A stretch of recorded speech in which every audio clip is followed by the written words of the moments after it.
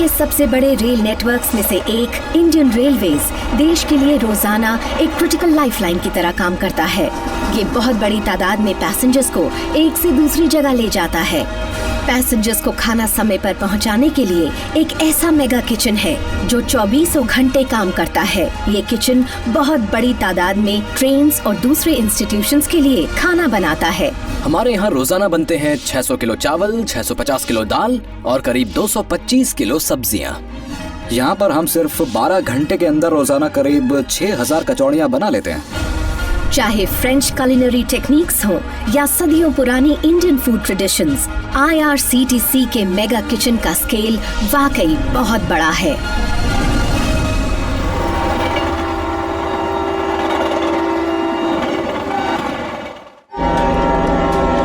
Indian railways दुनिया के सबसे बड़े रेल नेटवर्क्स में से एक है।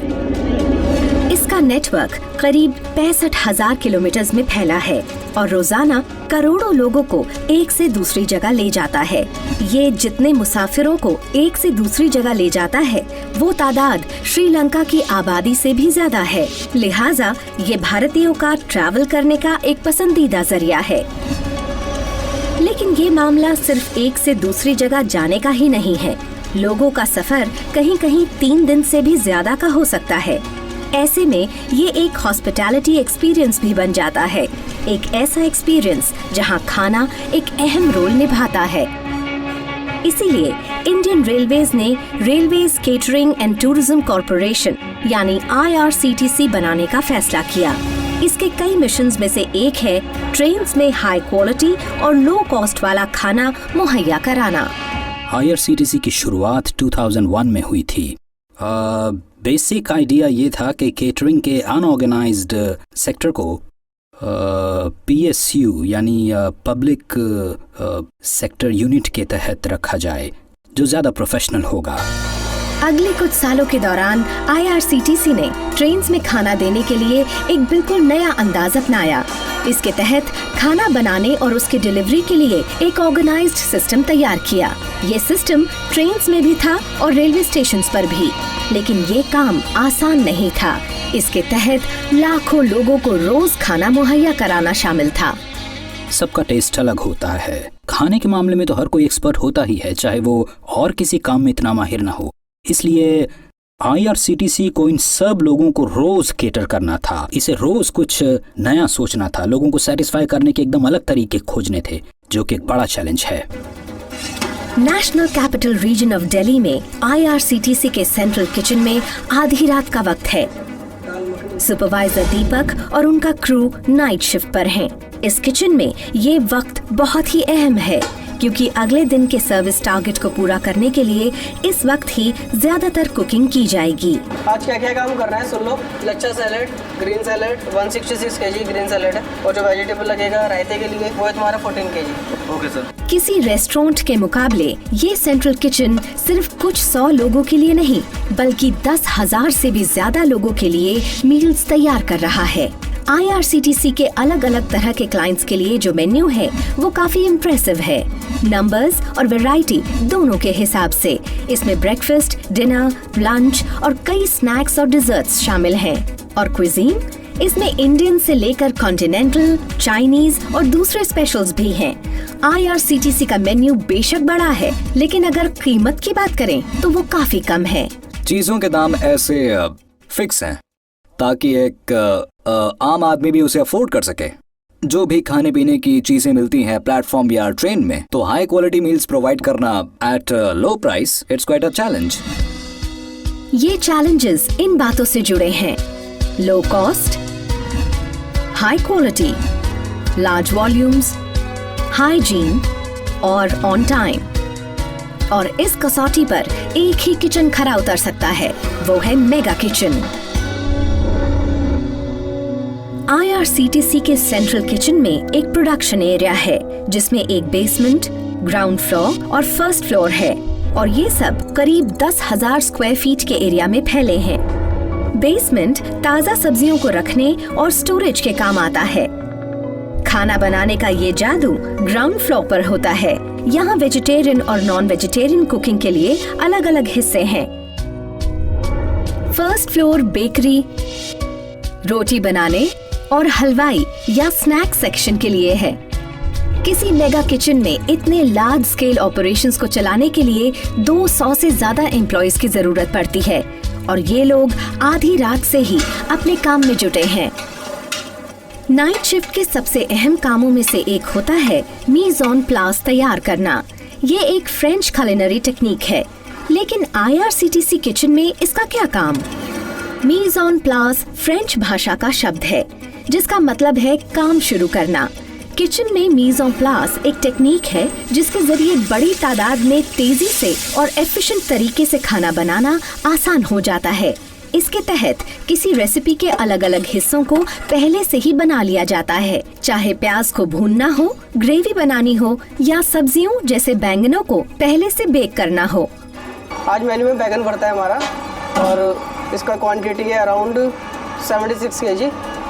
तो उसके लिए हम ब्रिंजल के अंदर एक कट मारते हैं, उसको कोट करते हैं ऑयल के साथ, ओवन के अंदर हम इसको बेक करते हैं सो दैट हम क्या करते हैं इसकी स्किन रिमूव हो जाती है इजीली, पील ऑफ कर देते हैं। उसके बाद हम इसको मैश कर लेते हैं, उसके बाद हम कुकिंग में यूज़ करते हैं। जैसे बैगन भरता है। बैंगनों की बेकिंग के दौरान एक दूसरे सेक्शन में सब्जियों की ब्लांचिंग हो रही है। ब्लांचिंग एक और क्लासिकल फ्रेंच टेक्निक है जिसमें सब्जियों को उबलते गर्म पानी में डुबोया जाता है। फिर कुकिंग प्रोसेस को रोकने के लिए उन्हें बेहद ठंडे पानी में डाला जाता है। इससे सब्जियां भी पूरी तरह से कुक हो जाती हैं और दिखने में भी फ्रेश लगती हैं। Actually, these all are the blanched vegetables which we will use for the preparation of veg korma। तो उसके लिए हमने वेजिटेबल बॉईल कर रखा है और यहाँ स्प्रेड कर रखा है। इससे क्या होता है कि ये कूल हो जाता है इजीली और जो इसका कलर होता है वो रिटेन हो जाता है वापस। मीज़ ऑन प्लेस प्रोसेस पूरा होने के बाद दीपक यहाँ आते हैं ताकि सबसे अहम काम टेस्टिंग को अंजाम दिया जा सके। सुबह के 4 बज गए हैं और IRCTC सेंट्रल किचन में वक्त तेजी से बीत रहा है।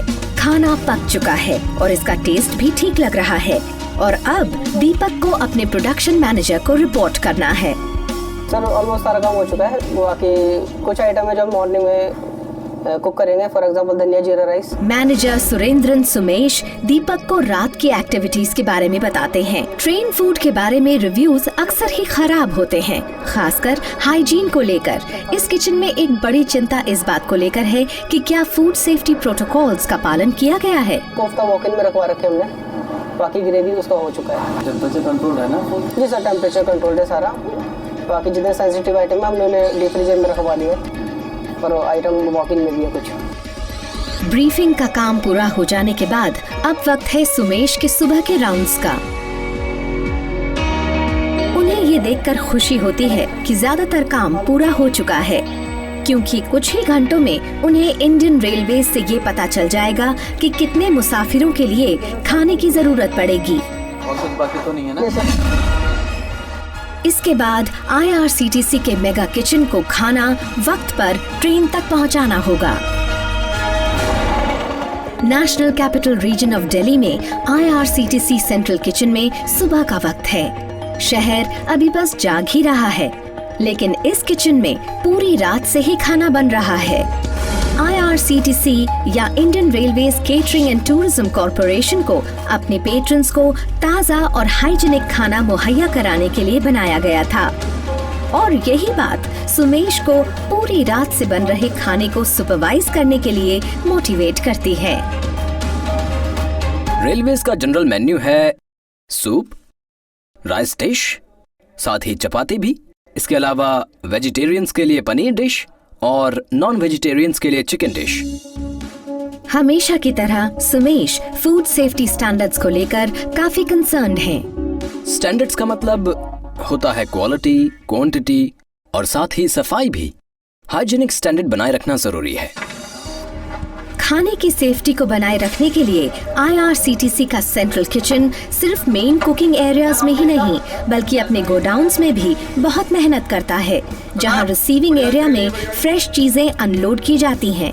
और वहाँ गौरव जैसे क्वालिटी सुपरवाइजर्स हमेशा मौजूद रहते हैं और अंदर आने वाले हर क्रेट पर पैनी नजर बनाए रखते हैं। अंदर प्लेस कर दो ना सीधा। जब भी फूड आता है हमारे डॉग सेक्शन में तो मैं खुद जाकर उसे चेक करता हूँ कि कहीं फ्रूट्स क्रश्ड तो नहीं हैं।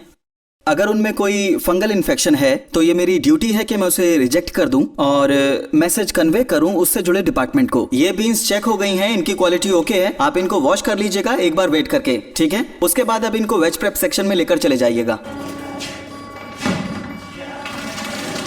अगली स्टेज तक पहुंच पाने वाली चीजों को एक सैनिटाइजिंग बाथ के हवाले कर दिया जाता है।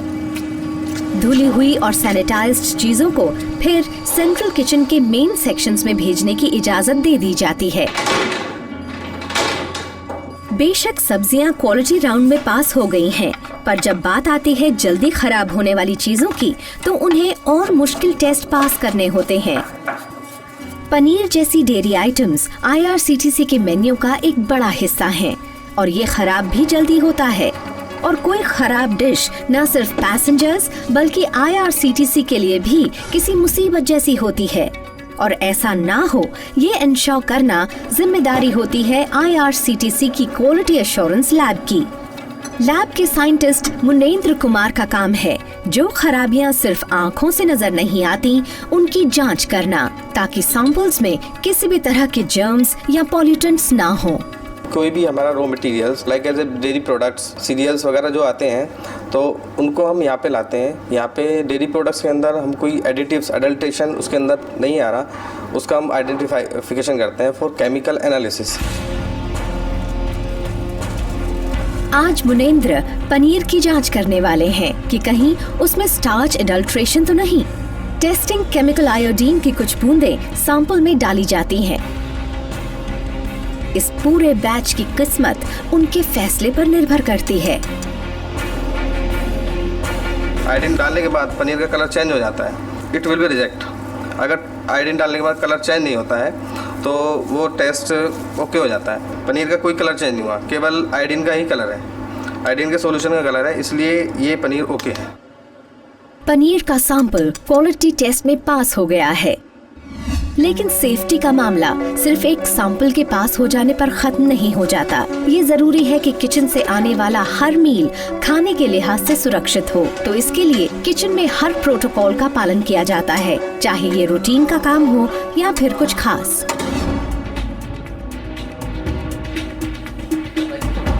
कुकिंग फ्लोर के एक स्पेशल सेक्शन में लंबे टेबल्स जैसे चावल के बेड्स बन जाते हैं। इस सेक्शन में चावल फैलाते हैं। आप जानते ही होंगे कि हम ढेर सारा चावल एक साथ बनाते हैं, 100 किलो। चावल को जब यहाँ लाया जाता है तो ये बहुत गर्म होता है, ऐसे में भाप इसके अंदर फंस जाती है। अगर ऐसा हो जाए तो चावल के गुच्छे जैसे बन जाएंगे और ट्रेन में लोग उसे पसंद नहीं करेंगे। ये एक AC रूम है, तो चावल की पूरी भाप निकलने के बाद ही इसे पैक किया जाएगा। 100 किलो चावल के एक बैच से ही सुशी के 20,000 पीस बन सकते हैं। दिन में 6 बार से ज्यादा इतनी ही क्वांटिटी में चावल की भाप इस सेक्शन में निकाली जाती है।